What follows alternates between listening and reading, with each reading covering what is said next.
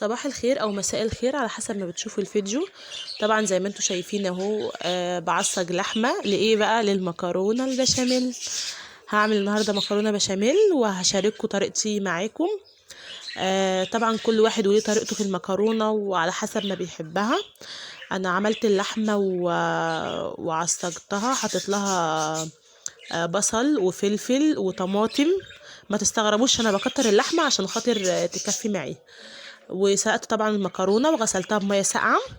بعد كده حطيت رق مكرونه ورق لحمه. وهنزل دلوقتي برق المكرونه التاني. طبعا يعني على حسب الرغبه، في ناس بتقلب اللحمه في المكرونه، تمام. وفي ناس بتعمل برضو رق ورق وبتقلب البشاميل في المكرونه. بس انا بحب اعملها بالطريقه التقليديه اللي هي العاديه خالص، اللي هي زي ما بنعملها من زمان، ماما بتعملها وتيتا وكده. انا دلوقتي بفرد اللحمه، بسويها عشان ابقى مغطيه الطبقه اللي تحت من المكرونه. وساعات كنت بفتح واحده مرقه يعني، بس ما بكونش مكتره الملح في اللحمه.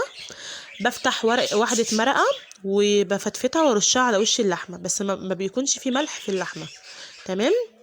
دلوقتي بقى هنزل بالطبقه التانية من المكرونه. طبعا غسلتها كويس بميه ساقعه عشان خاطر السوا بتاعها يبطل. والمكرونه بقى يعني تقريبا جبت كيلو، وكان نص كيلو لحمه جملي مفرومه. وهنا بقى حطيت معلقتين زبده، عايزه تحطي سمنه حطي. حطيت معلقتين هرم كبار يعني، وسبتها بقى تسيح. لازم تسيح عشان خاطر الدقيق. لما احط الدقيق يبقى متجانس معاها.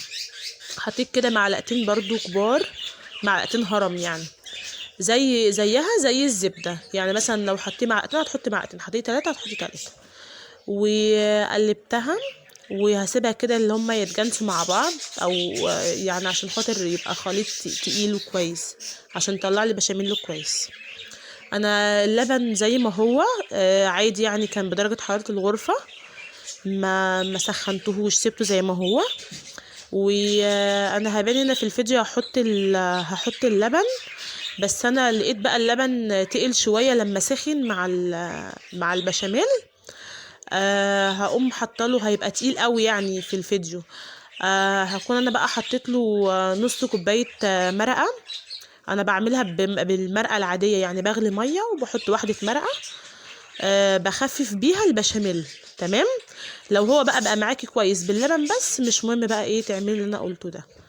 بس انا وكده افضل على فكره يعني، مش بيكون تقيل لان اللبن بيبقى تقيل.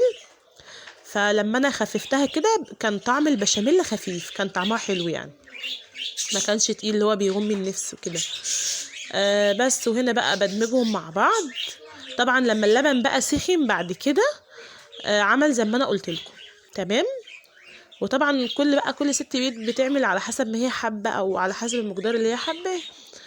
في ناس بتحب تغرق المكرونه بشاميل اوفر يعني. كده بقى انا وزعت البشاميل، هو كان بالظبط يعني، فكان المكرونه اللي بتبان دي بتبقى مقرمشه كده. بعد ما طلعت من الفرن المكرونه اللي كانت باينه دي مقرمشه، بتبقى طعمها حلو قوي يعني.